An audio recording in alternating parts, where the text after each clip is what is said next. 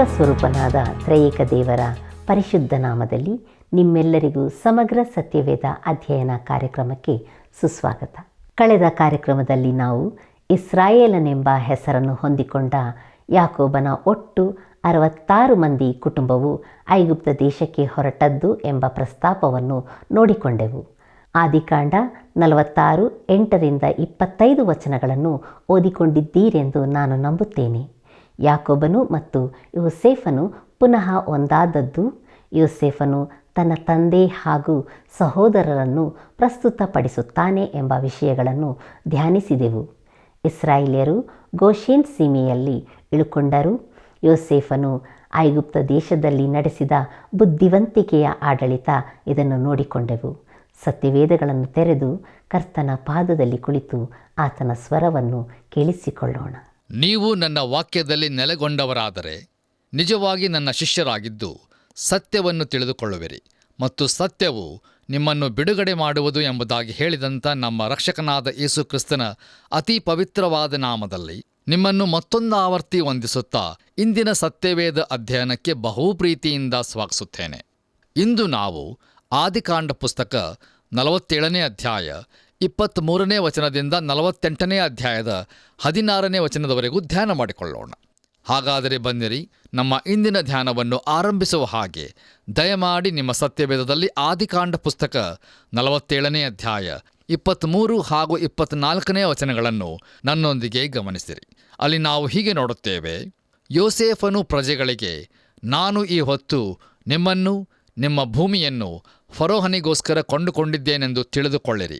ಇಗೋ, ಬಿತ್ತನೆಗಾಗಿ ನಿಮಗೆ ಬೀಜವನ್ನು ಕೊಟ್ಟಿದ್ದೇನೆ. ಭೂಮಿಯಲ್ಲಿ ಬಿತ್ತಿರಿ. ಪೈರು ಕೊಯ್ಯುವ ಕಾಲದಲ್ಲಿ 5 ಪಾಲು ಫರೋಹನಿಗೆ ಸಲ್ಲಬೇಕು, ಮಿಕ್ಕ 4 ಪಾಲು ನಿಮ್ಮದು. ಅದು ಬೀಜಕ್ಕೆ ಆಗುತ್ತದೆ ಮತ್ತು ನಿಮಗೂ ನಿಮ್ಮ ಮನೆಯವರಿಗೂ ನಿಮ್ಮ ಕುಟುಂಬಕ್ಕೆ ಸೇರಿದವರೆಲ್ಲರಿಗೂ ಜೀವನಕ್ಕಾಗುತ್ತದೆ ಎಂದು ಹೇಳಿದನು ಎಂಬುದಾಗಿ. ಕರ್ತನಲ್ಲಿ ಪ್ರಿಯ ದೇವಜನರೇ, ಈಗ ಯೋಸೇಫನು ಜನರಿಗೆ ಬಿತ್ತನೆಗಾಗಿ ಬೀಜವನ್ನು ಕೊಡುತ್ತಾ ಇದ್ದಾನೆ. ಯಾಕಂದರೆ ಬರವು ಬಹು ಬೇಗನೆ ಮುಗಿದು ಹೋಗಲಿದೆ ಎಂಬುದನ್ನು ಅವನು ಅರಿತಿದ್ದನು. ಮುಂದುವರೆದು ನಮ್ಮ ಧ್ಯಾನದಲ್ಲಿ ಆದಿಕಾಂಡ ಪುಸ್ತಕ 47ನೇ ಅಧ್ಯಾಯ 25 ಹಾಗೂ 26ನೇ ವಚನಗಳನ್ನು ಓದಿಕೊಳ್ಳುವಾಗ ಅಲ್ಲಿ ಜನರ ಪ್ರತಿಕ್ರಿಯೆಯನ್ನು ಬಹು ಸ್ಪಷ್ಟವಾಗಿ ಹೀಗೆ ನೋಡುತ್ತೇವೆ: ಅದಕ್ಕೆ ಅವರು, ನಮ್ಮ ಪ್ರಾಣಗಳನ್ನು ಉಳಿಸಿದ್ದಿ, ನಮ್ಮ ಸ್ವಾಮಿಯ ದಯೆ ನಮ್ಮ ಮೇಲಿರಲಿ, ನಾವು ಫರೋಹನಿಗೆ ಗುಲಾಮರಾಗಿದ್ದೇವೆ ಅಂದರು. ಬೆಳೆಯಲ್ಲಿ 5ನೇ ಪಾಲು ಫರೋಹನಿಗೆ ಸಲ್ಲಬೇಕೆಂದು ಯೋಸೇಫನು ಐಗುಪ್ತ ದೇಶದಲ್ಲಿ ಕಟ್ಟಳೆಯಾಗಿ ನೇಮಿಸಿದನು. ಈ ದಿನದವರೆಗೂ ಹಾಗೇ ಇದೆ. ವೈದಿಕರ ಭೂಮಿಯು ಮಾತ್ರ ಫರೋಹನಿಗೆ ಸ್ವಾಧೀನವಾಗಲಿಲ್ಲ ಎಂಬುದಾಗಿ. ಪ್ರಿಯರೇ, ಈ ವಾಕ್ಯ ಭಾಗದ ಮೂಲಕ ಜನರ ಪ್ರತಿಕ್ರಿಯೆಯನ್ನು ಮತ್ತು ಯೋಸೇಫನು ಮಾಡಿದ ಕಟ್ಟಳೆಯನ್ನು ನಾವು ತಿಳಿದುಕೊಳ್ಳುವರಾಗಿದ್ದೇವೆ. ಕರ್ತನಲ್ಲಿ ನನ್ನ ಪ್ರಿಯ ಆತ್ಮೀಯ ಸ್ನೇಹಿತರೆ, ಆದಿಕಾಂಡ ಪುಸ್ತಕ 47ನೇ ಅಧ್ಯಾಯ 27-31 ವಚನಗಳನ್ನು ಓದಿಕೊಳ್ಳುವುದರ ಮೂಲಕ ಈಗ ಯಾಕೋಬನ ಮರಣದ ಕಾಲವು ಬಹು ಹತ್ತಿರವಾಗಿದೆ ಮತ್ತು ಅದನ್ನು ಗ್ರಹಿಸಿಕೊಂಡ ಅವನು ಯೋಸೇಫನೊಂದಿಗೆ ಮಾಡಿದ ಸಂಭಾಷಣೆ ಮತ್ತು ಅವನಿಂದ ತೆಗೆದುಕೊಂಡ ಪ್ರಮಾಣವನ್ನು ಕುರಿತು ನಾವು ಇಲ್ಲಿ ಗಮನಿಸುವರಾಗಿದ್ದೇವೆ. ಪ್ರಿಯರೇ, ದಯಮಾಡಿ ಈ ವಾಕ್ಯ ಭಾಗವನ್ನು ಇಂದಿನ ಧ್ಯಾನದ ನಂತರ ಓದಿಕೊಳ್ಳಬೇಕೆಂದು ನಿಮ್ಮನ್ನು ಪ್ರೀತಿಯಿಂದ ಕೇಳಿಕೊಳ್ಳುತ್ತೇನೆ. ನೋಡಿರಿ, ಈ ವಾಕ್ಯ ಭಾಗದಲ್ಲಿ ಯಾಕೋಬನು ಮರಣದ ನಂತರ ತನ್ನ ಶವವನ್ನು ತೆಗೆದುಕೊಂಡು ಹೋಗಿ ಕಾನಾನ್ ದೇಶದಲ್ಲಿ ಹೂಣಿಡಬೇಕೆಂದು ಯೋಸೇಫನ ಹತ್ತಿರ ಪ್ರಮಾಣ ಮಾಡಿಸಿಕೊಳ್ಳುವುದನ್ನು ನಾವು ನೋಡುತ್ತೇವೆ. ಕರ್ತನಲ್ಲಿ ಪ್ರಿಯರೇ, ದಯಮಾಡಿ ಗಮನವಿಟ್ಟು ಆಲಿಸಿರಿ. ತನ್ನನ್ನು ಕಾನಾನ್ ದೇಶದಲ್ಲಿ ಹೂಣಿಡಬೇಕು ಎಂಬ ಯಾಕೋಬನ ವಿಜ್ಞಾಪನೆಯಲ್ಲಿ ಹಲವಾರು ಅಂಶಗಳು ಇರುವುದನ್ನು ನಾವು ಇಲ್ಲಿ ನೋಡಬಹುದು. ಮೊದಲನೆಯದಾಗಿ, ಅವನು ಈಗ 147 ವರ್ಷದವನಾಗಿದ್ದಾನೆ ಮತ್ತು ತಾನು ಐಗುಪ್ತ ದೇಶದಲ್ಲಿ ಸಾಯಲಿರುವನು ಎಂಬುದರ ವಿಷಯವಾಗಿ ಒಂದು ರೀತಿಯಲ್ಲಿ ಭಯ ಹಿಡಿದವನಾಗಿದ್ದಾನೆ. ನೋಡಿರಿ, ಫರೋಹನಿಗೋಸ್ಕರ ಜನರಿಂದ ಹೊಲಗದ್ದೆಗಳನ್ನು ಮತ್ತು ಭೂಮಿಯನ್ನು ಸ್ವಾಧೀನ ಮಾಡಿಕೊಳ್ಳುವುದರಲ್ಲಿ ಯೋಸೇಫನು ಯಶಸ್ವಿಯಾಗಿರುವಂಥ ಸಂಗತಿಯು ಇನ್ನು ಮುಂದೆ ಅವರು ಕುಟುಂಬವಾಗಿ ಸುಖಕರವಾಗಿ ಐಗುಪ್ತದಲ್ಲಿಯೇ ಜೀವಿಸುವರು ಮತ್ತು ಇನ್ನೆಂದಿಗೂ ಕಾನಾನಿಗೆ ಹಿಂದಿರುಗದೇ ಇರುವರು ಎಂಬುದನ್ನು ಅವನು ನಂಬುವಂತೆ ಮಾಡಿರುತ್ತದೆ. ಅವನು ನಿಶ್ಚಯವಾಗಿ ಸತ್ತು ಹೋಗಲಿರುವನು ಎಂಬುದನ್ನು ಅವನ ವಯಸ್ಸು ತೋರಿಸಿಕೊಟ್ಟಿತು. ಪ್ರಿಯ ದೇವಜನರೇ, ಯಾಕೋಬನು ಮಾಡಿಕೊಂಡ ಈ ವಿಜ್ಞಾಪನೆಯು ದೇವರು ತನ್ನ ಪಿತೃಗಳೊಂದಿಗೆ ಮಾಡಿಕೊಂಡ ಒಡಂಬಡಿಕೆಯಲ್ಲಿನ ಅವನ ನಂಬಿಕೆಯಲ್ಲಿನ ಪುರಾವೆಯಾಗಿರುತ್ತದೆ ಎಂಬುದನ್ನು ನಾವು ಗ್ರಹಿಸಿಕೊಳ್ಳುವುದು ಬಹಳ ಅವಶ್ಯವಿರುತ್ತದೆ. ಇದು ಸತ್ಯವೇದದಲ್ಲಿ ಹಲವಾರು ಬಾರಿ ಸಂಭವಿಸುವುದರಿಂದ ಇದನ್ನು ವಿಶೇಷವಾಗಿ ನಾವು ಗಮನಿಸಬೇಕಾಗಿರುತ್ತದೆ. ನೋಡಿರಿ, ಹಳೆಯ ಒಡಂಬಡಿಕೆಯ ನಿರೀಕ್ಷೆಯು ಇಹಲೋಕದ ನಿರೀಕ್ಷೆಯಾಗಿತ್ತು. ಅಬ್ರಹಾಮನು ತಾನು ಸತ್ತವರೊಳಗಿಂದ ಎಬ್ಬಿಸಲ್ಪಡುವಾಗ ವಾಗ್ದಾನದ ದೇಶದಲ್ಲಿಯೇ ಎಬ್ಬಿಸಲ್ಪಡುವನು ಎಂಬುದನ್ನು ನಂಬಿದ್ದನು. ಆದ್ದರಿಂದಲೇ ಅವನು ಅಲ್ಲಿಯೇ ಹೂಣಿಡಲ್ಪಡಬೇಕೆಂದು ಬಯಸಿದ್ದನು. ಈಸಾಕನು ಸಹ ಅದನ್ನೇ ನಂಬಿದ್ದನು. ಈಗ ಪ್ರಿಯರೇ, ಯಾಕೋಬನು ಕೂಡ ಅದೇ ನಂಬಿಕೆಯನ್ನು ವ್ಯಕ್ತಪಡಿಸುತ್ತಾ ಇದ್ದಾನೆ. ಪ್ರಿಯರೇ, ದಯಮಾಡಿ ಗಮನಿಸಿರಿ, ಕರ್ತನನ್ನು ಸಂಧಿಸುವುದಕ್ಕಾಗಿ ಮಧ್ಯಾಕಾಶದಲ್ಲಿ ಎತ್ತಲ್ಪಡುವುದು ಮತ್ತು ಸಭೆಯ ನಿತ್ಯವಾದ ಹಾಗೂ ಶಾಶ್ವತವಾದ ವಾಸಸ್ಥಾನವಾಗಿರುವ ನೂತನ ಯೆರೂಸಲೇಮಿನ ಪಟ್ಟಣದಲ್ಲಿ ಪ್ರವೇಶಿಸುವುದು ಹಳೆಯ ಒಡಂಬಡಿಕೆಯ ನಿರೀಕ್ಷೆಯಾಗಿರುವುದಿಲ್ಲ. ಪ್ರಿಯ ದೇವಜನರೇ, ಈ ಲೋಕದ ಮೇಲೆ ಸ್ಥಾಪಿಸಲ್ಪಡಲಿರುವ ಯೇಸು ಕ್ರಿಸ್ತನ ರಾಜ್ಯವು ಹಳೆಯ ಒಡಂಬಡಿಕೆಯ ನಿರೀಕ್ಷೆಯಾಗಿರುತ್ತದೆ ಮತ್ತು ಈ ಜನರು ಆ ರಾಜ್ಯಕ್ಕಾಗಿ ಎಬ್ಬಿಸಲ್ಪಡಲಿರುವರು. ಅದರ ಮೊದಲ 1000 ವರ್ಷಗಳು ಪರಿಶೋಧನೆ ಕಾಲವಾಗಿರುತ್ತದೆ ಮತ್ತು ಅದರ ನಂತರ ಎಂದೆಂದಿಗೂ ಮುಂದುವರಿಯುವ ನಿತ್ಯವಾದ ರಾಜ್ಯವಾಗಿರುತ್ತದೆ. ಈ ಕಾರಣದಿಂದಲೇ ಯಾಕೋಬನು ಐಗುಪ್ತದಲ್ಲಿ ಹೂಣಿಡಲ್ಪಡಲು ಬಯಸುವುದಿಲ್ಲ. ನೋಡಿರಿ, ದೇವರು ಅವನಿಗೆ ನೀಡಿರುವ ವಾಗ್ದಾನದಲ್ಲಿ ಅವನಿಗೆ ನಂಬಿಕೆಯಾಗಲಿ ನಿರೀಕ್ಷೆಯಾಗಲಿ ಇಲ್ಲದೇ ಇದ್ದಿದ್ದರೆ ಅವನು ಎಲ್ಲಿ ಹೂಣಿಡಲ್ಪಟ್ಟರೂ ಅದು ಯಾವ ವ್ಯತ್ಯಾಸವನ್ನು ಮಾಡುತ್ತಿರಲಿಲ್ಲ. ಕರ್ತನಲ್ಲಿ ಪ್ರಿಯರೇ, ಇಂದು ವಿಶ್ವಾಸಿಗಳಾದ ನಮಗೆ ಎಲ್ಲಿ ಹೂಣಿಡಲ್ಪಟ್ಟರೂ ಅದು ನಮಗೆ ವ್ಯತ್ಯಾಸವನ್ನು ಮಾಡುವುದಿಲ್ಲ. ಮಧ್ಯಾಕಾಶದಲ್ಲಿ ಎತ್ತಲ್ಪಡುವ ಸಮಯದಲ್ಲಿ ನಾವು ಎಲ್ಲೇ ಹೂಣಿಡಲ್ಪಟ್ಟಿದ್ದರೂ ಅಲ್ಲಿಂದ ಎದ್ದು ಬರಲಿರುವೆವು ಮತ್ತು ಮಧ್ಯಾಕಾಶದಲ್ಲಿ ಎತ್ತಲ್ಪಡುವ ಸಮಯಕ್ಕಿಂತ ಮುಂಚೆ ನಾವು ಸತ್ತು ಹೋಗಿದ್ದರೆ ನಮ್ಮ ಶರೀರಗಳು ನಮ್ಮ ಆತ್ಮಗಳೊಂದಿಗೆ ಸೇರಿಕೊಂಡು ಕ್ರಿಸ್ತನೊಂದಿಗೆ ಹೋಗಲಿರುವವು. ಒಂದು ವೇಳೆ ನಾವು ಇನ್ನೂ ಜೀವಿಸುತ್ತಾ ಇರುವುದಾದರೆ ಕ್ಷಣ ಮಾತ್ರದಲ್ಲಿ ನಾವು ಮಾರ್ಪಾಟುಗೊಂಡವರಾಗಿ ಕರ್ತನೊಂದಿಗೆ ಸೇರಿಸಲ್ಪಡುವೆವು. ಆದ್ದರಿಂದ ಪ್ರಿಯರೇ, ನಾವು ಎಲ್ಲೇ ಹೂಣಿಡಲ್ಪಟ್ಟರೂ ಅದು ಯಾವ ವ್ಯತ್ಯಾಸವನ್ನು ಮಾಡುವುದಿಲ್ಲ. ನೋಡಿರಿ, ಯೇಸು ಕ್ರಿಸ್ತನಲ್ಲಿ ಬದುಕಿರುವವರು ಮತ್ತು ಯೇಸು ಕ್ರಿಸ್ತನಲ್ಲಿ ಸತ್ತವರು ಎಲ್ಲ ಸ್ಥಳಗಳಿಂದಲೂ ಎತ್ತಲ್ಪಡುವರು. ಹಲ್ಲೆಲೂಯಾ, ದೇವರ ನಾಮಕ್ಕೆ ಸ್ತೋತ್ರವಾಗಲಿ. ಕರ್ತನಲ್ಲಿ ನನ್ನ ಪ್ರಿಯ ಆತ್ಮೀಯ ಬಂಧುಗಳೇ, ಹಳೆಯ ಒಡಂಬಡಿಕೆಯ ನಿರೀಕ್ಷೆಯು ಇಹಲೋಕದ ನಿರೀಕ್ಷೆಯಾಗಿರುತ್ತದೆ ಮತ್ತು ಯಾಕೋಬನು ಕಾನಾನ್ ದೇಶದಲ್ಲಿ ಹೂಣಿಡಲ್ಪಡಬೇಕೆಂಬುದಾಗಿ ಬಯಸುತ್ತಿರುವುದು ವಾಸ್ತವಿಕವಾಗಿ ಪುನರುತ್ಥಾನದಲ್ಲಿನ ಅವನ ನಂಬಿಕೆಯ ಪುರಾವೆಯಾಗಿರುತ್ತದೆ. ಹೌದು ಪ್ರಿಯರೇ, ವಾಗ್ದಾನದ ದೇಶದಲ್ಲಿ ಅವನು ಸತ್ತವರೊಳಗಿಂದ ಎಬ್ಬಿಸಲ್ಪಡಬೇಕೆಂಬ ನಿರೀಕ್ಷೆಯನ್ನು ಹೊಂದಿರುತ್ತಾನೆ. ಯಾಕೋಬನು ಈಗ ನಂಬಿಕೆಯ ಮನುಷ್ಯನಾಗುತ್ತಾ ಇದ್ದಾನೆ. ಇಲ್ಲಿಗೆ ಪ್ರಿಯರೇ, ಆದಿಕಾಂಡ ಪುಸ್ತಕದ 47ನೇ ಅಧ್ಯಾಯದ ಧ್ಯಾನವು ಮುಕ್ತಾಯವಾಯಿತು. ಬನ್ನಿರಿ ಪ್ರಿಯರೇ, ಈಗ ನಾವು ಮುಂದುವರಿದು ಆದಿಕಾಂಡ ಪುಸ್ತಕದ 48ನೇ ಅಧ್ಯಾಯದ ಕಡೆಗೆ ನಮ್ಮ ಗಮನವನ್ನು ಹರಿಸೋಣ. ನೋಡಿರಿ, ಈ 48ನೇ ಅಧ್ಯಾಯದ ಮುಖ್ಯ ಪ್ರಸ್ತಾಪವು ಯೋಸೇಫನು ಯಾಕೋಬನನ್ನು ಅವನ ಅಂತಿಮ ಅಸ್ವಸ್ಥತೆಯ ಕಾಲದಲ್ಲಿ ಸಂಧಿಸಿದ್ದು ಮತ್ತು ಯಾಕೋಬನು ಎಫ್ರಾಯಿಮ್ ಹಾಗೂ ಮನಸ್ಸೆ ಇವರನ್ನು ಆಶೀರ್ವದಿಸಿದ್ದು ಎಂಬುದಾಗಿರುತ್ತದೆ. ಕರ್ತನಲ್ಲಿ ನನ್ನ ಪ್ರಿಯ ಆತ್ಮೀಯ ಸ್ನೇಹಿತರೆ, ಈ ಅಧ್ಯಾಯವು ಯಾಕೋಬನ ಅವನ ಅಂತಿಮ ಅಸ್ವಸ್ಥತೆಯ ಕುರಿತು ಮತ್ತು ಯೋಸೇಫನ 2 ಮಕ್ಕಳನ್ನು ಆಶೀರ್ವದಿಸಿದ್ದರ ಕುರಿತು ನಮಗೆ ತಿಳಿಸುತ್ತದೆ. ಇಬ್ರಿಯರಿಗೆ ಬರೆದ ಪತ್ರಿಕೆ 11ನೇ ಅಧ್ಯಾಯ 21ನೇ ವಚನದಲ್ಲಿ ನಾವು ಹೀಗೆ ನೋಡುತ್ತೇವೆ: ಯಾಕೋಬನು ತಾನು ಸಾಯುತ್ತಿರುವಾಗ ನಂಬಿಕೆಯಿಂದಲೇ ಯೋಸೇಫನ ಮಕ್ಕಳಿಬ್ಬರನ್ನು ಆಶೀರ್ವದಿಸಿದನು, ತನ್ನ ಕೋಲಿನ ಮೇಲೆ ಬಾಗಿಕೊಂಡು ದೇವರಿಗೆ ನಮಸ್ಕಾರ ಮಾಡಿದನು ಎಂಬುದಾಗಿ. ಕರ್ತನಲ್ಲಿ ಪ್ರಿಯ ಸಹೋದರ ಸಹೋದರಿಯರೇ, ಯಾಕೋಬನ ಆತ್ಮಿಕ ಬೆಳವಣಿಗೆಯು ಮುಂದುವರೆದ ಪುರಾವೆಗಳನ್ನು ನೋಡಲು ಈ ಅಧ್ಯಾಯವು ಮತ್ತೊಂದು ಸಂದರ್ಭವನ್ನು ಒದಗಿಸಿಕೊಡುತ್ತದೆ. ಅವನು ತನ್ನ ಆರಂಭದ ದಿನಗಳಿಗಿಂತ ಬಹು ದೂರಕ್ಕೆ ಬಂದಿರುತ್ತಾನೆ. ಅವನ ಕಡೇ ದಿವಸಗಳಲ್ಲಿ ಕಂಡುಬರುವ ವಿಶೇಷ ದಿನಗಳು ಅವನ ಆರಂಭದ ದಿನದಲ್ಲಿ ಕಾಣಿಸಲಿಲ್ಲವಲ್ಲ ಎಂಬುದಾಗಿ ನಾವು ದುಃಖಪಡಬಹುದು. ಆದರೆ ಪ್ರಿಯರೇ, ಆತ್ಮಿಕ ಜೀವಿತವು ಒಂದು ಬೆಳವಣಿಗೆ ಹಾಗೂ ಒಂದು ಅಭಿವೃದ್ಧಿಯಾಗಿದೆ ಎಂಬುದನ್ನು ಇದರ ಮೂಲಕ ಗಮನಿಸುವುದು ಬಹು ಅದ್ಭುತಕರವಾಗಿದೆಯಲ್ಲವೇ? ಅದು ಒಂದು ಕ್ಷಣದಲ್ಲಿ ಸಂಭವಿಸುವ ಯಾವುದೋ ಒಂದು ಭಾವೋದ್ರೇಯಕದ ಅನುಭವವಾಗಿರುವುದಿಲ್ಲ, ಆದರೆ ಆತ್ಮದಲ್ಲಿ ನಡೆಯುವಂಥದ್ದು ಎಂಬುದಾಗಿ ದೇವರ ವಾಕ್ಯಕ್ಕೆ ಅನುಗುಣವಾಗಿ ವಿವರಿಸಲ್ಪಟ್ಟಿರುತ್ತದೆ. ಯಾಕೋಬನು ಇನ್ನೂ ಯೌವನ ಪ್ರಾಯದ ಮನುಷ್ಯನಾಗಿದ್ದಾಗ ಹಳೇ ಸ್ವಭಾವವು ಅವನಲ್ಲಿ ಹೆಚ್ಚಾಗಿ ತುಂಬಿಕೊಂಡಿತ್ತು ಮತ್ತು ಅವನು ಮುದುಕನಾಗುವವರೆಗೂ ನೂತನ ಸ್ವಭಾವವು ವಿವೇಚಿಸಲ್ಪಟ್ಟಿರುವುದಿಲ್ಲ. ನೋಡಿರಿ, ಯಾಕೋಬನ ಜೀವಿತದಲ್ಲಿ ನಾವು ಆತ್ಮನ ಫಲವು ಅಭಿವೃದ್ಧಿಗೊಳ್ಳಲು ಕಾದುಕೊಂಡಿರಬೇಕಾದದ್ದನ್ನು ಕುರಿತು ನೋಡುತ್ತೇವೆ. ಆದರೆ ನಮ್ಮ ಜೀವಿತದಲ್ಲಿ ಬೆಳವಣಿಗೆಯ ಸಾಧ್ಯತೆಗಾಗಿ ಹಾಗೂ ಅದನ್ನು ಅನುಮತಿಸುವ ದೇವರ ತಾಳ್ಮೆಗಾಗಿ ನಾವು ಆತನಿಗೆ ಸ್ತೋತ್ರವನ್ನು ಸಲ್ಲಿಸೋಣ.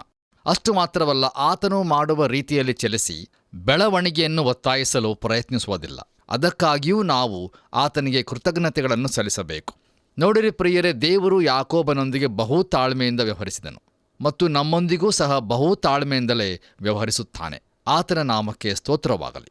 ಬನ್ನಿರಿ ನಮ್ಮ ಅಧ್ಯಯನವನ್ನು ಮುಂದುವರೆಸಿ ಆದಿಕಾಂಡ ಪುಸ್ತಕ 48ನೇ ಅಧ್ಯಾಯ ಪ್ರಾರಂಭದ 3 ವಚನಗಳನ್ನು ಓದಿಕೊಳ್ಳುವಾಗ ಅಲ್ಲಿ ಹೀಗೆ ನೋಡುತ್ತೇವೆ.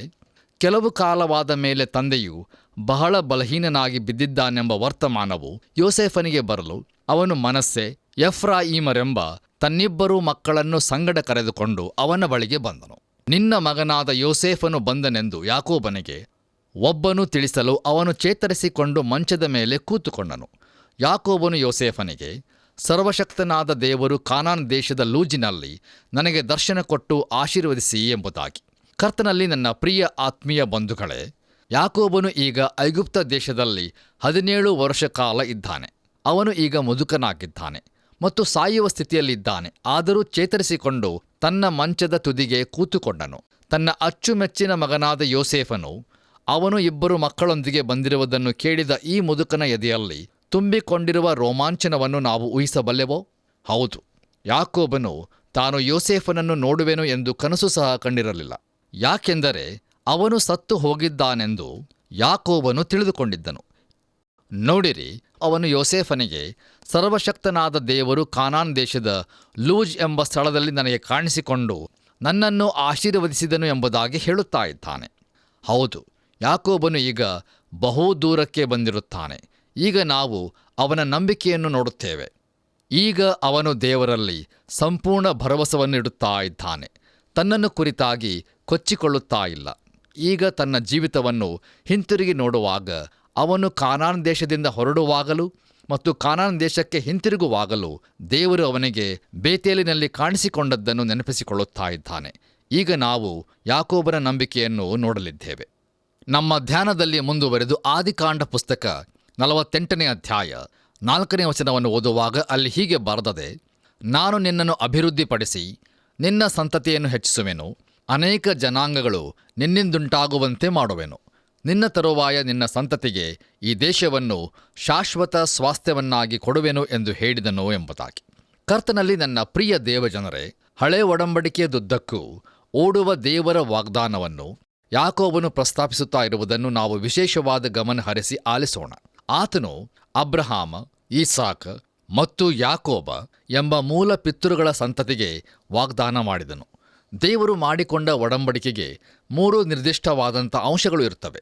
ಅವು ಯಾವೆಂದರೆ, ಮೊದಲನೆಯದು ಜನಾಂಗ, ಎರಡನೆಯದು ದೇಶ ಅಥವಾ ಭೂಮಿ, ಇನ್ನು 3ನೆಯದು ಆಶೀರ್ವಾದ ಎಂಬಿವುಗಳೇ. ಆದರೆ ಯಾಕೋಬನಿಗೆ ಇಲ್ಲಿರುವ 2 ಪ್ರಮುಖವಾದ ಸಂಗತಿಗಳು ಯಾವೆಂದರೆ, ಒಂದನೆಯದು, ನಾನು ನಿನ್ನನ್ನು ಅಭಿವೃದ್ಧಿಪಡಿಸಿ ನಿನ್ನ ಸಂತತಿಯನ್ನು ಹೆಚ್ಚಿಸುವೆನು, ಅನೇಕ ಜನಾಂಗಗಳು ನಿನ್ನಿಂದ ಉಂಟಾಗುವಂತೆ ಮಾಡುವೆನು, ಮತ್ತು ಎರಡನೆಯದು, ನಿನ್ನ ತರುವಾಯ ನಿನ್ನ ಸಂತತಿಗೆ ಈ ದೇಶವನ್ನು ಶಾಶ್ವತವಾದ ಸ್ವಾಸ್ಥ್ಯವನ್ನಾಗಿ ಕೊಡುವೆನು ಎಂಬುದಾಗಿ. ಕರ್ತನಲ್ಲಿ ಪ್ರಿಯರೇ, ದಯಮಾಡಿ ಗಮನಿಸಿರಿ, ಒಡಂಬಡಿಕೆಯ 3ನೇ ಭಾಗವು ನಮ್ಮೆಲ್ಲರಿಗೂ ಪ್ರಾಮುಖ್ಯವಾದದ್ದಾಗಿರುತ್ತದೆ. ಅದು ಯಾವುದೆಂದರೆ, ನಿನ್ನಲ್ಲಿ ಲೋಕದ ಎಲ್ಲಾ ಕುಟುಂಬಗಳು ಆಶೀರ್ವದಿಸಲ್ಪಡುವವು ಎಂಬುದಾಗಿ. ಕರ್ತನಲ್ಲಿ ನನ್ನ ಪ್ರಿಯ ಸಹೋದರ ಸಹೋದರಿಯರೇ, ಈ ದಿನ ನಾವು ದೇವರ ವಾಕ್ಯದ ಅಧ್ಯಯನವನ್ನು ಮಾಡುತ್ತಾ ಇದ್ದೇವೆ ಎಂದು ಹೇಳುವುದಾದರೆ ಅದಕ್ಕೆ ಕಾರಣ ಅನೇಕ ಸಾವಿರ ವರ್ಷಗಳ ಹಿಂದೆ ದೇವರು ತಾನು ಮಾಡಿಕೊಂಡಿರುವ ಒಡಂಬಡಿಕೆಯು ನೆರವೇರಿರುವುದರಿಂದಲೇ ಆಗಿರುತ್ತದೆ. ಅಷ್ಟೇ ಅಲ್ಲದೆ ಅತಿ ಶೀಘ್ರದಲ್ಲಿಯೇ ತಮ್ಮದೇ ಆದ ಶಾಶ್ವತವಾದ ಸ್ವಾಸ್ಥ್ಯವನ್ನು ಹೊಂದಿಕೊಳ್ಳಲಿದ್ದಾರೆ. ಇದು 1000 ವರ್ಷದ ಆಳಿಕೆ ಹಾಗೆ ಕೇಳಿಬರುತ್ತದಲ್ಲವೇ? ಹೌದು ಪ್ರಿಯರೇ, ಖಂಡಿತವಾಗಿಯೂ ಹಾಗೆಯೇ ಆಗಿರುತ್ತದೆ. ಈಗ ದಯಮಾಡಿ ನಿಮ್ಮ ಸತ್ಯವೇದದಲ್ಲಿ ಆದಿಕಾಂಡ ಪುಸ್ತಕ 48ನೇ ಅಧ್ಯಾಯ 5 ಮತ್ತು 6ನೇ ವಚನಗಳನ್ನು ನನ್ನೊಂದಿಗೆ ಗಮನಿಸಿರಿ. ಅಲ್ಲಿ ನಾವು ಹೀಗೆ ನೋಡುತ್ತೇವೆ, ನಾನು ಐಗುಪ್ತ ದೇಶಕ್ಕೆ ನಿನ್ನ ಬಳಿಗೆ ಬರುವುದಕ್ಕಿಂತ ಮುಂಚೆ ಇಲ್ಲಿ ಹುಟ್ಟಿದ ನಿನ್ನಿಬ್ಬರು ಮಕ್ಕಳು ನನ್ನ ಮಕ್ಕಳಾಗಿರಬೇಕು. ರೂಬೇನ ಸೀಮೆಯವನರು ನನ್ನ ಮಕ್ಕಳಾಗಿರುವಂತೆಯೇ ಎಫ್ರಾಯಿಮ್ ಮನಸ್ಸೆಯವರು ನನ್ನ ಮಕ್ಕಳಾಗಿರಲಿ. ಅವರ ತರುವಾಯ ನೀನು ಪಡೆದ ಮಕ್ಕಳು ನಿನ್ನವರಾಗಿರಲಿ. ಅವರು ತಮ್ಮ ಅಣ್ಣಂದಿರ ಸ್ವಾಸ್ಥ್ಯದಲ್ಲಿ ಬಾಧ್ಯತೆ ಹೊಂದಿ ಅವರ ಕುಲದ ಹೆಸರನ್ನೇ ಇಟ್ಟುಕೊಳ್ಳಲಿ ಎಂಬುದಾಗಿ. ಕರ್ತನಲ್ಲಿ ನನ್ನ ಪ್ರಿಯ ಆತ್ಮೀಯ ಸ್ನೇಹಿತರೆ, ಯಾಕೋಬನ ಮೊಮ್ಮಕ್ಕಳು ಯೋಸೇಫನ 2 ಮಕ್ಕಳಾದ ಎಫ್ರಾಯಿಮ್ ಮತ್ತು ಮನಸ್ಸೆ ಇವರಿಬ್ಬರು ಒಂದೊಂದು ಕುಲವಾಗಲಿರುವರು. ನೋಡಿರಿ ಪ್ರಿಯರೇ, ಯಾಕೋಬನಿಗೆ 12 ಮಂದಿ ಗಂಡು ಮಕ್ಕಳು ಇದ್ದಾರೆ. ಅದರಲ್ಲಿ ಯೋಸೇಫನಿಗೆ ಯಾವ ಕುಲವೂ ಇರುವುದಿಲ್ಲ. ಅದರ ಬದಲಾಗಿ ಅವನ 2 ಮಕ್ಕಳು ಒಂದೊಂದು ಕುಲವಾಗಿದ್ದಾರೆ. ಹಾಗಾದರೆ 13 ಕುಲಗಳಾದವಲ್ಲವೇ ಎಂಬ ಮುಕ್ತಾಯಕ್ಕೆ ನಾವು ಬರಬಹುದು. ಹೀಗಿರುವಾಗಲೂ ಸತ್ಯವೇದವು 12 ಕುಲಗಳನ್ನು ಮಾತ್ರ ಎಣಿಸುವಂಥದ್ದಾಗಿರುತ್ತದೆ. ನೋಡಿರಿ, ಲೇವಿ ಕುಲವು ಕುಲ ಎಂಬುದಾಗಿ ಎಣಿಸಲ್ಪಟ್ಟಿರುವುದಿಲ್ಲ. ಯಾಕಂದರೆ ಅವರು ಮಹಾಯಾಜಕತ್ವ ಕುಲವಾಗಿರುವರು ಮತ್ತು ಅವರು ಯಾವ ಸ್ವಾಸ್ಥ್ಯವನ್ನು ಹೊಂದದೇ ಇರುವರು. ಆದರೆ ಯಾಜಕರಾಗಿ ಇತರ ಕುಲಗಳಲ್ಲಿ ಚದುರಿಸಲ್ಪಟ್ಟಿರುವರು. ಆದ್ದರಿಂದ ಅವರು ಕುಲ ಎಂಬುದಾಗಿ ಎಣಿಸಲ್ಪಟ್ಟಿರುವುದಿಲ್ಲ. ಪ್ರಿಯರೇ, ಇದು ವಿಚಿತ್ರವಾದ ಎಣಿಕೆಯಾಗಿದೆಯಲ್ಲವೇ ಎಂದು ನಾವು ಅಂದುಕೊಳ್ಳಬಹುದು. ಆದರೆ ದೇವರ ವಾಕ್ಯವು ಆ ರೀತಿಯಲ್ಲಿ ಎಣಿಸುತ್ತದೆ ಮತ್ತು ದೇವರು ಅದೇ ರೀತಿಯಲ್ಲಿ ಇರಬೇಕೆಂದು ಬಯಸಿದನು ಮತ್ತು ಅದನ್ನು ಹಾಗೆಯೇ ಮಾಡಿದನು. ಆತನ ನಾಮಕ್ಕೆ ಮಹಿಮೆಯುಂಟಾಗಲಿ. ಕರ್ತನಲ್ಲಿ ಪ್ರಿಯ ಆತ್ಮೀಯ ಸ್ನೇಹಿತರೆ, ಎಫ್ರಾಯಿಮ್ ಮತ್ತು ಮನಸ್ಸೆ ಇವರಿಬ್ಬರು ಈಗ 17 ವರ್ಷ ಪ್ರಾಯದವರಾಗಿದ್ದಾರೆ. ಯಾಕಂದರೆ ಯಾಕೋಬನು ಐಗುಪ್ತಕ್ಕೆ ಬರುವ ಮೊದಲೇ ಅವರು ಹುಟ್ಟಿದ್ದರು. ಅವರಿಬ್ಬರು ಈಗ ಒಂದೊಂದು ಕುಲವಾಗುತ್ತಾ ಇದ್ದಾರೆ. ಮುಂದೆ ನಾವು ಯಾಕೋಬನ ಮನಸ್ಸು ತನ್ನ ಪ್ರೀತಿಯ ಹೆಂಡತಿಯೂ ಮತ್ತು ಯೋಸೇಫನ ತಾಯಿಯೂ ಆಗಿದ್ದ ರಾಹೇಲಳ ಕಡೆಗೆ ಹೋಗುವುದನ್ನು ನಾವು ಗಮನಿಸುತ್ತೇವೆ. ನಮ್ಮ ಧ್ಯಾನದಲ್ಲಿ ಮುಂದುವರೆದು ಆದಿಕಾಂಡ ಪುಸ್ತಕ 48ನೇ ಅಧ್ಯಾಯ 7ನೇ ವಚನವನ್ನು ಓದುವಾಗ ಅಲ್ಲಿ ಹೀಗೆ ನೋಡುತ್ತೇವೆ. ನಾನು ಪದ್ದನ್ ಆರಾಮಿನಿಂದ ಬರುತ್ತಿರಲು ಕಾನಾನ್ ದೇಶದಲ್ಲಿ ಎಫ್ರಾತನ್ನು ಸೇರುವುದಕ್ಕೆ ಇನ್ನೂ ಸ್ವಲ್ಪ ದೂರವಿದ್ದಾಗ ರಾಹೇಲಳು ದಾರಿಯಲ್ಲಿ ಸತ್ತು ನನ್ನನ್ನು ಅಗಲಿ ಹೋದಳು. ಬೆತ್ಲೆಹೇಮ್ ಎಂಬ ಎಫ್ರಾತಿಗೆ ಹೋಗುವ ಮಾರ್ಗದಲ್ಲಿ ಆಕೆಗೆ ಸಮಾಧಿ ಮಾಡಿದನು ಎಂಬುದಾಗಿ ಹೇಳಿದನು ಎಂಬುದಾಗಿ. ಕರ್ತನಲ್ಲಿ ನನ್ನ ಪ್ರಿಯ ಸಹೋದರ ಸಹೋದರಿಯರೇ, ದಯಮಾಡಿ ಗಮನಿಸಿರಿ. ಡಿಸೆಂಬರ್ ತಿಂಗಳಿನಲ್ಲಿ ಸುಪ್ರಸಿದ್ಧ ಆಂಗ್ಲ ಭಾಷೆಯ ಸಂಗೀತವಾಗಿರುವ ಓ ಲಿಟಲ್ ಟೌನ್ ಆಫ್ ಬೆತ್ಲೆಹೇಮ್ ಎಂದು ಹಾಡುವಾಗ ನಾವು ಯೇಸುಕ್ರಿಸ್ತನ ಜನನವನ್ನು ಜ್ಞಾಪಿಸಿಕೊಳ್ಳುತ್ತೇವಲ್ಲವೇ? ಆದರೆ ಪ್ರಿಯರೇ, ಒಂದು ವೇಳೆ ಯಾಕೋಬನು ಆ ಸಂಗೀತವನ್ನು ಕೇಳಿದ್ದೆಯಾದರೆ ಅವನು ತನ್ನ ಪ್ರೀತಿಯ ಹೆಂಡತಿಯಾದ ರಾಹೇಲಳ ಮರಣವನ್ನು ಜ್ಞಾಪಿಸಿಕೊಳ್ಳುತ್ತಿದ್ದನು. ನೋಡಿರಿ ಪ್ರಿಯರೇ, ಮರಣದ ಹಾಸಿಗೆಯಲ್ಲಿರುವ ಯಾಕೋಬನ ಆಲೋಚನೆಗಳು ತನ್ನ ಪ್ರೀತಿಯ ಹೆಂಡತಿಯಾದ ರಾಹೇಲಳನ್ನು ಹೂಣಿಟ್ಟ ಸ್ಥಳದ ಕಡೆಗೆ ಹೋಗುತ್ತಾ ಇದೆ. ಈಗ ಅವನ ಹೃದಯ ಒಡೆದಂಥ ಸ್ಥಿತಿಯು ಏರ್ಪಟ್ಟಿರುತ್ತದೆ. ಪ್ರಿಯರೇ, ನಾವು ಹಾಗೆಯೇ ಮುಂದುವರೆದು 8 ಮತ್ತು 9ನೇ ವಚನಗಳನ್ನು ಓದುವಾಗ ಅಲ್ಲಿ ಹೀಗೆ ನೋಡುತ್ತೇವೆ. ಇಸ್ರಾಯೇಲನು ಯೋಸೇಫನ ಮಕ್ಕಳನ್ನು ನೋಡಿ ಇವರು ಯಾರೆಂದು ಕೇಳಲು ಯೋಸೇಫನು ತನ್ನ ತಂದೆಗೆ, ಇವರು ಈ ದೇಶದಲ್ಲಿ ನನಗೆ ದೇವರು ಅನುಗ್ರಹಿಸಿದ ಮಕ್ಕಳು ಎಂದು ಹೇಳಿದನು. ಅದಕ್ಕವನು, ಇವರನ್ನು ನಾನು ಆಶೀರ್ವದಿಸುತ್ತೇನೆ, ನನ್ನ ಹತ್ತಿರಕ್ಕೆ ಕರಕೊಂಡು ಬಾ ಎಂಬುದಾಗಿ. ಕರ್ತನಲ್ಲಿ ಪ್ರಿಯ ದೇವಜನರೇ, ಈಸಾಕನು ಸಹ ತನ್ನ ಮುದಿ ವಯಸ್ಸಿನಲ್ಲಿ ನೋಡಲು ಕಷ್ಟಪಟ್ಟನು. ಹಾಗೆಯೇ ಯಾಕೋಬನು ಸಹ ತನ್ನ ದೃಷ್ಟಿಯಲ್ಲಿ ಸಮಸ್ಯೆಯನ್ನು ಹೊಂದಿರುತ್ತಾನೆ. ಬಹುಶಃ ಪ್ರಿಯರೇ, ಆ ಪ್ರದೇಶದಲ್ಲಿ ಸೂರ್ಯನ ಅತಿ ಪ್ರಕಾಶವು ಅದಕ್ಕೆ ಕಾರಣವಾಗಿರಬಹುದು. ವಾಸ್ತವಿಕವಾಗಿ ಮಧ್ಯಪೂರ್ವ ದೇಶಗಳಲ್ಲಿ ಇಂದಿನವರೆಗೂ ಆ ಸಮಸ್ಯೆಯನ್ನು ನಾವು ನೋಡಬಹುದು. ಅವರು ಪೂರ್ತಿಯಾಗಿ ಕುರುಡರಾಗಿರುವುದಿಲ್ಲ, ಆದರೆ ಹೇಗೂ ನೋಡುವುದರಲ್ಲಿ ಸ್ವಲ್ಪ ಕಷ್ಟಪಡುತ್ತಾರೆ. ನಮ್ಮ ವಾಕ್ಯ ಭಾಗದಲ್ಲಿ ಯಾಕೋಬನು ಸಹ ಯೋಸೇಫನ ಮಕ್ಕಳನ್ನು ಗುರುತಿಸಲು ಕಷ್ಟಪಡುತ್ತಾ ಇದ್ದಾನೆ. ಈಗ ದಯಮಾಡಿ ನಿಮ್ಮ ಸತ್ಯವೇದದಲ್ಲಿ ಆದಿಕಾಂಡ ಪುಸ್ತಕ 48ನೇ ಅಧ್ಯಾಯ 10ನೇ ವಚನವನ್ನು ನನ್ನೊಂದಿಗೆ ಗಮನಿಸಿರಿ. ಯಾಕೋಬನ ಈ ಕಷ್ಟಪಡುವಿಕೆಗೆ ಕಾರಣವನ್ನು ಇದು ತಿಳಿಸುತ್ತದೆ. ಅಲ್ಲಿ ನಾವು ಹೀಗೆ ನೋಡುತ್ತೇವೆ. ಇಸ್ರಾಯೇಲನು ವೃದ್ಧಾಪ್ಯದಿಂದ ಮೊಬ್ಬು ಕಣ್ಣುಳ್ಳವನಾಗಿ ನೋಡಲಾರದೆ ಇದ್ದನು. ಯೋಸೇಫನು ಅವರನ್ನು ಅವನ ಬಳಿಗೆ ಕರಕೊಂಡು ಬರಲು ಅವನು ಅವರನ್ನು ಮುದ್ದಿಟ್ಟು ಅಪ್ಪಿಕೊಂಡನು ಎಂಬುದಾಗಿ. ಮುಂದುವರೆದು ನಾವು ಆದಿಕಾಂಡ ಪುಸ್ತಕ 48ನೇ ಅಧ್ಯಾಯ 11ರಿಂದ 13 ವಚನಗಳನ್ನು ಓದಿಕೊಳ್ಳುವುದರ ಮೂಲಕ ನಾವು ತಿಳಿದುಕೊಳ್ಳುವುದೇನೆಂದರೆ, ಯಾಕೋಬನು ತನ್ನ ಮಗನಾದ ಯೋಸೇಫನನ್ನು ಪುನಃ ನೋಡುವುದೇ ಇಲ್ಲವೇನು ಎಂದು ಅಂದುಕೊಂಡಿದ್ದನು. ಆದರೆ ದೇವರ ಅನುಗ್ರಹದಿಂದ ಈಗ ಅವನು ಯೋಸೇಫನನ್ನು ಮಾತ್ರವಲ್ಲ, ಅವನ ಸಂತಾನವನ್ನು ಸಹ ನೋಡಿದನು. ಮತ್ತು ಯೋಸೇಫನು ಈಗ ತನ್ನ 2 ಮಕ್ಕಳನ್ನು ತನ್ನ ತಂದೆಯಾದ ಯಾಕೋಬನಿಂದ ಆಶೀರ್ವಾದವನ್ನು ಹೊಂದುವುದಕ್ಕಾಗಿ ಒಂದೊಂದು ಪಕ್ಕದಲ್ಲಿ ನಿಲ್ಲಿಸುತ್ತಾನೆ. ಅಂದರೆ ಇಸ್ರಾಯೇಲಿನ ಎಡಗೈಗೆ ಎದುರಾಗಿ ಎಫ್ರಾಯಿಮನನ್ನು ಮತ್ತು ಅವನ ಬಲಗೈಗೆ ಎದುರಾಗಿ ಮನಸ್ಸೆಯನ್ನು ನಿಲ್ಲಿಸಿದನು. ಕರ್ತನಲ್ಲಿ ಪ್ರಿಯರೇ, ಹಾಗೆಯೇ ಮುಂದುವರೆದು ನಾವು ಆದಿಕಾಂಡ ಪುಸ್ತಕ 48ನೇ ಅಧ್ಯಾಯ 14ನೇ ವಚನವನ್ನು ಓದುವಾಗ ಅಲ್ಲಿ ಹೀಗೆ ನೋಡುತ್ತೇವೆ.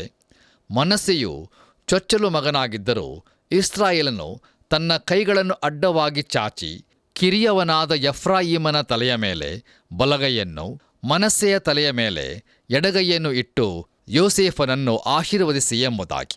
ಕರ್ತನಲ್ಲಿ ಪ್ರಿಯ ಆತ್ಮೀಯ ಸ್ನೇಹಿತರೆ, ಎಫ್ರಾಯೀಮನು ಮನಸ್ಸೆಯ ಮೇಲೆ ನಾಯಕನಾಗಲಿರುವನು ಎಂಬುದನ್ನು ಈ ವಾಕ್ಯ ಭಾಗದ ಮೂಲಕ ನಾವು ತಿಳಿದುಕೊಳ್ಳುತ್ತೇವೆ. ನಂತರ ಅರಣ್ಯಕಾಂಡದಲ್ಲಿ ವಿವರಿಸಲ್ಪಟ್ಟಂತೆ ನಾವು ನೋಡುವುದೇನೆಂದರೆ, ಇಸ್ರಾಯೇಲರ ಮರುಭೂಮಿಯ ಪ್ರಯಾಣದಲ್ಲಿ ಮನಸ್ಸೆ ಕುಲದವರು ಎಫ್ರಾಯಿಮ್ ಗೋತ್ರದ ನಿಶಾನೆಯ ಅಡಿಯಲ್ಲಿ ಮುನ್ನಡೆದರು ಎಂಬುದಾಗಿ. ಕರ್ತನಲ್ಲಿ ಪ್ರಿಯರೇ, ದಯಮಾಡಿ ಗಮನಿಸಿರಿ, ಯೆಹೋಶುವನು ಎಫ್ರಾಯಿಮ್ ಗೋತ್ರದಿಂದ ಬಂದವನಾಗಿದ್ದನು. ಮತ್ತೆ ಅದರಂತೆ ಇನ್ನೂ ಅನೇಕ ಶ್ರೇಷ್ಠ ಪುರುಷರು ಆ ಗೋತ್ರದಿಂದ ಬಂದರು. ಹೌದು ಪ್ರಿಯರೇ, ಆ ಗೋತ್ರವು ಪ್ರಾಧಾನ್ಯತೆಯ ಗೋತ್ರವಾಯಿತು. ಅದರ ಬಗ್ಗೆ ಯಾವ ಸಂದೇಹವೂ ಇರುವುದಿಲ್ಲ ಮತ್ತು ಯಾವ ಪ್ರಶ್ನೆಯೂ ಇರುವುದಿಲ್ಲ. ಕರ್ತನಲ್ಲಿ ನನ್ನ ಪ್ರಿಯ ಆತ್ಮೀಯ ಬಂಧುಗಳೇ, ನಮ್ಮ ವಾಕ್ಯ ಭಾಗಕ್ಕೆ ಬರುವಾಗ ಅಲ್ಲಿ ಸಂಭವಿಸಿದ್ದನ್ನು ನಾವು ಸ್ವಲ್ಪ ಯೋಚನೆ ಮಾಡೋಣ. ನೋಡಿರಿ, ಯಾಕೋಬನಿಗೆ ಅಷ್ಟೊಂದು ಸರಿಯಾಗಿ ಕಣ್ಣು ಕಾಣಿಸುತ್ತಿರಲಿಲ್ಲ. ಆದರೂ ಯೋಸೇಫನು ಏನು ಮಾಡುತ್ತಾ ಇದ್ದಾನೆ ಎಂಬುದನ್ನು ಅವನು ಹೇಳಲು ಶಕ್ತನಾಗಿದ್ದನು. ನೋಡಿರಿ, ಯೋಸೇಫನು ತನ್ನ ಹಿರಿಯ ಮಗನನ್ನು ಯಾಕೋಬನ ಬಲಗೈ ಕಡೆಗೆ ತಳ್ಳುತ್ತಾ ಇದ್ದನು ಮತ್ತು ಕಿರಿಯವನನ್ನು ಎಡಗೈ ಕಡೆಗೆ ತಳ್ಳುತ್ತಾ ಇದ್ದನು. ಈಗ ಮುದುಕನಾದ ಯಾಕೋಬನು ಏನು ಮಾಡುತ್ತಾನೆ? ಅವನು ತನ್ನ ಕೈಗಳನ್ನು ಅಡ್ಡವಾಗಿ ಇಟ್ಟು ಬಲಗೈಯನ್ನು ಕಿರಿಯವನ ತಲೆಯ ಮೇಲೆ ಇಡುತ್ತಾ ಇದ್ದಾನೆ. ನೋಡಿರಿ ಪ್ರಿಯರೇ, ಯೋಸೇಫನು ಯಾಕೋಬನ ಅಚ್ಚುಮೆಚ್ಚಿನ ಮಗನಾಗಿದ್ದನು ಮತ್ತು ಈಗ ಯೋಸೇಫನ ಮಕ್ಕಳು ಅವನಿಗೆ ಅತಿ ಪ್ರಿಯರಾಗಿದ್ದಾರೆ. ಹೀಗಿರುವಾಗಲೂ ಅವನು ಕಿರಿಯವನನ್ನು ಹಿರಿಯವನ ಮೇಲೆ ಆಶೀರ್ವದಿಸಲು ಮುಂದಾಗುತ್ತಾ ಇದ್ದಾನೆ. ಕರ್ತನಲ್ಲಿ ಪ್ರಿಯರೇ, ಈ ತತ್ವವು ಸತ್ಯವೇದದುದ್ದಕ್ಕೂ ಹರಿದಾಡುವ ಆಸಕ್ತಿಕರವಾದ ತತ್ವವಾಗಿದೆ. ಉದಾಹರಣೆಗೆ, ದಾವೀದನ ಆಯ್ಕೆಯ ವಿಷಯದಲ್ಲಿ ನೋಡುವಾಗ, ದಾವೀದನು ಇಷಯನ ಕಿರಿಯ ಮಗನಾಗಿದ್ದನು. ದೇವರು ಯಾಕೆ ಅವನನ್ನು ಆಯ್ದುಕೊಂಡನು? ಅದರ ಮೂಲಕ ದೇವರು ನಮ್ಮೆಲ್ಲರಿಗೂ ಒಂದು ಶ್ರೇಷ್ಠವಾದಂಥ ಒಂದು ಆತ್ಮೀಕ ಸತ್ಯಾರ್ಥವನ್ನು ನಿದರ್ಶಿಸುತ್ತಾ ಇದ್ದಾನೆ. ಅದೇನೆಂದರೆ, ಸ್ವಾಭಾವಿಕ ಜನನದ ಮೂಲಕ ಬಂದಿರುವ ಜ್ಯೇಷ್ಠತ್ವವನ್ನು ಆತನು ಯಾವಾಗಲೂ ಸ್ವೀಕರಿಸುವುದಿಲ್ಲ. ಯಾಕೆಂದರೆ ಪ್ರಿಯರೇ, ಅಲ್ಲಿ ನೂತನ ಜನನದ ಅಗತ್ಯತೆ ಇರುತ್ತದೆ.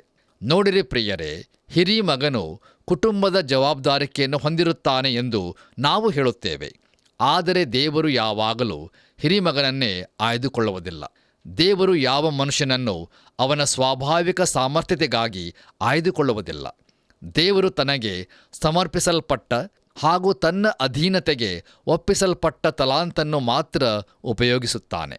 ಹೌದು ಪ್ರಿಯರೇ, ದೇವರು ಮನುಷ್ಯನಂತೆ ಹೊರಗಿನ ತೋರಿಕೆಯನ್ನು ನೋಡದೆ ಆಂತರ್ಯವನ್ನು ದೃಷ್ಟಿಸುವಾತನಾಗಿರುತ್ತಾನೆ. ದಾವೀದನು ಕುರಿ ಕಾಯುವ ಸಮಯದಲ್ಲಿ ಅವನ ಏಕಾಂತತೆಯಲ್ಲಿ ದೇವರು ಅದನ್ನು ತಿಳಿದಿದ್ದನು. ಆದ್ದರಿಂದಲೇ ಅವನನ್ನೇ ಆಯ್ಕೆ ಮಾಡಿಕೊಂಡನು. ದೇವರ ನಾಮಕ್ಕೆ ಸ್ತೋತ್ರವಾಗಲಿ. ಬನ್ನಿರಿ ಪ್ರಿಯರೇ, ನಮ್ಮ ಇಂದಿನ ಧ್ಯಾನವನ್ನು ಮುಕ್ತಾಯಗೊಳಿಸುವ ಹಾಗೆ ಆದಿಕಾಂಡ ಪುಸ್ತಕ 48ನೇ ಅಧ್ಯಾಯ 15 ಮತ್ತು 16ನೇ ವಚನಗಳನ್ನು ಓದಿಕೊಳ್ಳುವಾಗ ಅಲ್ಲಿ ಹೀಗೆ ನೋಡುತ್ತೇವೆ: ನನ್ನ ಪಿತೃಗಳಾದ ಅಬ್ರಹಾಂ ಇಸಾಕರು ಸೇವಿಸಿದ ದೇವರಾಗಿಯೂ ನನ್ನನ್ನು ಚಿಕ್ಕಂದಿನಿಂದ ಈ ದಿನದವರೆಗೂ ಪರಾಂಬರಿಸುತ್ತಾ ಬಂದ ದೇವರಾಗಿಯೂ ನನ್ನನ್ನು ಎಲ್ಲ ಕೇಡುಗಳಿಂದ ತಪ್ಪಿಸಿ ಕಾಪಾಡುತ್ತಾ ಬಂದ ದೂತನಾಗಿಯೂ ಇರುವಾತನು ಈ ಹುಡುಗರನ್ನು ಆಶೀರ್ವದಿಸಲಿ. ಇವರು ನನ್ನ ಹೆಸರನ್ನು, ನನ್ನ ಪಿತೃಗಳಾದ ಅಬ್ರಹಾಂ ಇಸಾಕರ ಹೆಸರುಗಳನ್ನು ಮುಂದಕ್ಕೆ ತರಲಿ. ಇವರು ಭೂಮಿಯ ಮೇಲೆ ಹೆಚ್ಚಿ ಬಹು ಸಂತಾನವನ್ನು ಪಡೆಯಲಿ ಅಂದನು ಎಂಬುದಾಗಿ. ಕರ್ತನಲ್ಲಿ ನನ್ನ ಪ್ರಿಯ ಸಹೋದರ ಸಹೋದರಿಯರೇ, ಈ ವಾಕ್ಯ ಭಾಗದಲ್ಲಿ ನನ್ನನ್ನು ಚಿಕ್ಕಂದಿನಿಂದ ಈ ದಿನದವರೆಗೂ ಪರಾಂಬರಿಸುತ್ತಾ ಬಂದ ದೇವರಾಗಿಯೂ ಎಂಬುದಾಗಿ ನೋಡುವಾಗ, ಪ್ರಿಯರಿ, ಯಾಕೋಬನು ತನ್ನ ಆತ್ಮೀಕತೆಯ ಉನ್ನತಿಯನ್ನು ನಿಲುಕುವವನಾಗಿದ್ದಾನೆ. ಮುಂದೆ ಅವನು ನನ್ನನ್ನು ಎಲ್ಲ ಕೇಡುಗಳಿಂದ ತಪ್ಪಿಸಿ ಕಾಪಾಡುತ್ತಾ ಬಂದ ದೂತನಾಗಿಯೂ ಎಂಬುದಾಗಿ ಹೇಳುತ್ತಿರುವುದನ್ನು ನಾವು ನೋಡುತ್ತೇವೆ. ಖಂಡಿತವಾಗಿಯೂ ಪ್ರಿಯರೇ, ಯಾಕೋಬನಿಗೆ ತನ್ನ ಅದ್ಭುತ ವಿಮೋಚಕನನ್ನು ಬಿಟ್ಟರೆ ಹೊಗಳಿಕೊಳ್ಳುವುದಕ್ಕೆ ಇನ್ನೇನೂ ಇರುವುದಿಲ್ಲ. ಅಂಥ ಶ್ರೇಷ್ಠ ವಿಮೋಚಕನು ಈ ಹುಡುಗರನ್ನು ಆಶೀರ್ವದಿಸಲಿ ಎಂದು ಹರಸುತ್ತಾ ಇದ್ದಾನೆ. ಮತ್ತು ಯಾಕೋಬನು ಆಶೀರ್ವದಿಸಿದಂತೆಯೇ ಆ ಹುಡುಗರು ಭೂಮಿಯ ಮೇಲೆ ಹೆಚ್ಚಿ ಬಹು ಸಂತಾನವುಳ್ಳವರಾದರು ಎಂಬುದಾಗಿ ನಾವು ನೋಡುತ್ತೇವೆ. ದೇವರಿಗೆ ಮಹಿಮೆಯುಂಟಾಗಲಿ. ಇಲ್ಲಿಗೆ ಪ್ರಿಯರೇ, ಇಂದಿನ ವಾಕ್ಯ ಧ್ಯಾನವು ಮುಕ್ತಾಯವಾಯಿತು. ನೀವೆಲ್ಲರೂ ಇಂದಿನ ಧ್ಯಾನದ ಮೂಲಕ ಖಂಡಿತವಾಗಿ ಆಶೀರ್ವದಿಸಲ್ಪಟ್ಟಿದ್ದೀರೆಂದು ನಾನು ನಂಬುತ್ತೇನೆ. ದೇವರು ನಿಮ್ಮನ್ನು ಹೇರಳವಾಗಿ ಆಶೀರ್ವದಿಸಲಿ. ನಮ್ಮ ಕರ್ತನಾದ ಯೇಸು ಕ್ರಿಸ್ತನ ಕೃಪೆಯು ಸದಾ ನಿಮ್ಮೊಟ್ಟಿಗಿರಲಿ. ಪ್ರಿಯರೇ, ಪವಿತ್ರಾತ್ಮನ ಮಾರ್ಗದರ್ಶನದಲ್ಲಿ ಇದುವರೆಗೆ ವಾಕ್ಯ ಧ್ಯಾನ ಮಾಡಿದ್ದೇವೆ. ಇಂದು ಯೋಸೇಫನ ಆಡಳಿತ ಕ್ರಮದಲ್ಲಿ ಇನ್ನೂ ಸ್ವಲ್ಪ ಹೆಚ್ಚಿನದನ್ನು ನೋಡಿಕೊಂಡೆವು. ಯಾಕೋಬನನ್ನು ಕಾನಾನ್ ದೇಶದಲ್ಲಿ ಹೂಣಿಡುವುದಕ್ಕಾಗಿ ಯೋಸೇಫನು ಪ್ರಮಾಣ ಮಾಡಿದ್ದು, ಯೋಸೇಫನು ಯಾಕೋಬನನ್ನು ಅವನ ಅಂತಿಮ ಅಸ್ವಸ್ಥತೆಯ ಕಾಲದಲ್ಲಿ ಸಂಧಿಸುತ್ತಾನೆ.